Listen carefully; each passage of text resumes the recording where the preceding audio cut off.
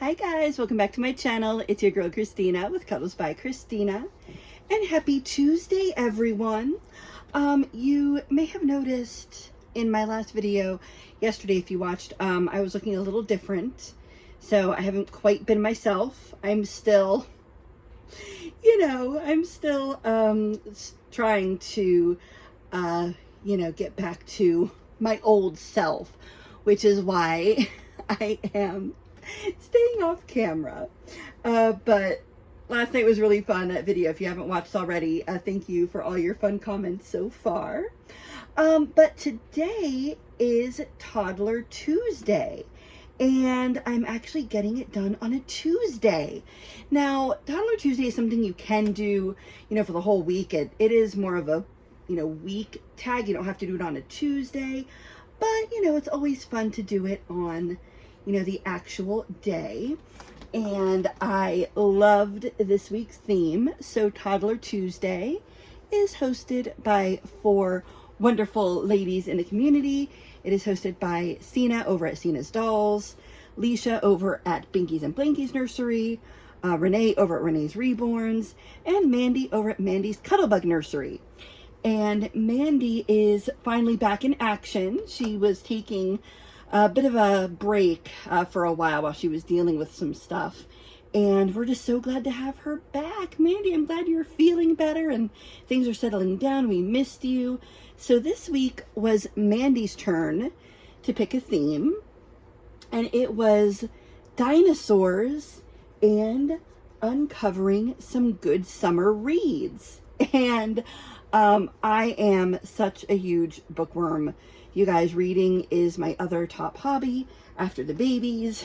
I read constantly. I love it. So I had to jump on this theme, even though I don't have a ton of dinosaur clothes. I haven't brought on these 2 cuties in a while. So I thought this was a good opportunity. Here we have my little Felix Rupert, who is a manufactured twin A from Babeside. And he is wearing this cute fleecy dinosaur sleeper, even though it is super warm for something like this. He's so teeny tiny, he's usually cold, so I like to keep him pretty bundled up. But yeah, this is just a very soft brown sleeper with all the cute little dinos on it. And this is my Avatar baby. Now, I don't do alternatives a whole lot, but I loved this baby so much. He's so cute. Actually, this is the outfit he came in because it has a little dino on it, and I just think it still looks cute on him. I haven't really fixed him up with weighing him or anything like that yet. It's on my list. And did I name him?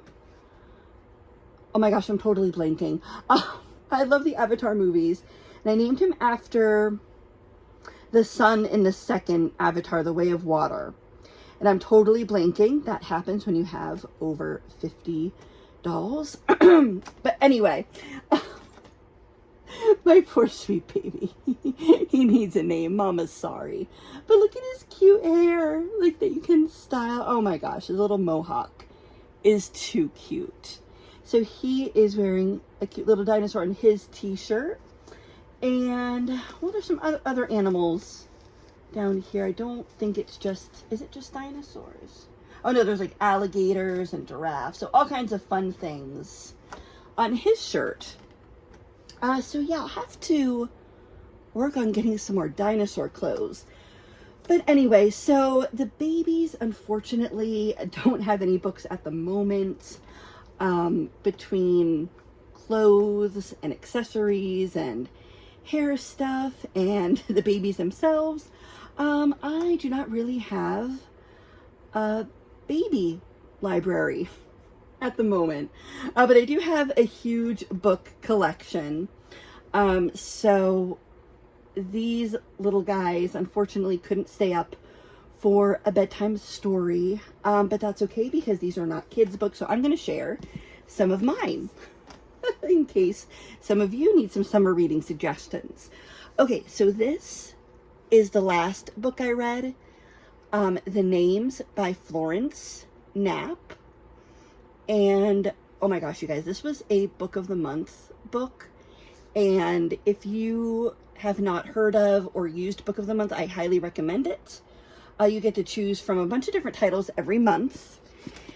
And this book was incredible. Okay, so it is about a woman who is in an abusive marriage, and she is going to register the name of her newborn son. And she's choosing between 3 different names. And so over the next few decades, we explore the alternate realities of what would happen when she names him each different name. So it can be a little confusing, but the author is really good at separating, you know, each timeline. So it's just amazing the power of a name and what that can change for a person. So I highly, highly recommend it. I don't want to give too much more away, but it is beautifully done. So again, that's The Names by Florence Knapp. And guys, I could go on and on about other favorite books. My favorite just book of all time in general is Little Women. I have reread that over and over again.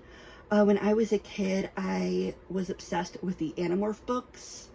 And I still have that whole collection, which I just was not going to drag all of that out tonight. But I do have every Animorph book.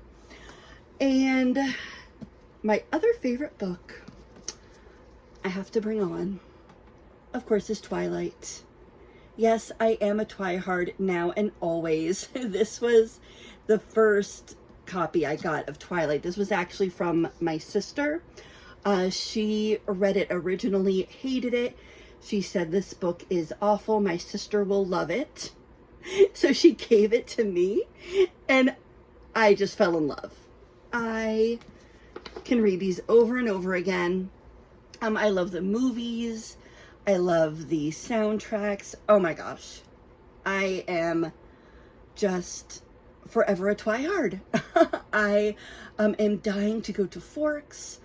I really wanted to try to go when I'm in Portland this summer, but unfortunately, after looking at a map, Forks is still about 4 hours away. So that wasn't going to work. But yeah, so Twilight, of course, is a classic. I love all of the original books, the Midnight Sun sequel that Stephanie Meyer did from Edward's perspective. This Brief Second Life of Bree Tanner was another one. I could go on and on. Yeah, love Twilight, of course. If there is anyone out there who has not read it for some reason, if you've only watched the movies, seriously read the book, is all I can say. All right, guys, so that is going to be about it for tonight. I just wanted to make a quick video to share some cute dinosaurs, welcome Mandy back into the fold, do some book talk. Okay, so real quick, before I officially call it a night, other suggestions that I don't have on hand, these are all in my Kindle. Okay, guys, one of my favorite authors is Kate Hewitt. Anything by her, you can't go wrong. Anything by Kate Hewitt. She writes so many different genres. So she has some historical fiction. She has some contemporary, domestic dramas. She writes it all. But what I would recommend is the Amherst Island series. There's about 6 books. That's historical fiction. Absolutely adore. And I also love anything by Frida McFadden. Oh my word, if you love twists and turns, I can't put these books down. I never ever see the end coming. I am usually pretty good at picking up on foreshadowing in movies and TV shows and most books. I can kind of figure out what's going on. Frida McFadden's books always surprise me. I've never been able to figure one out.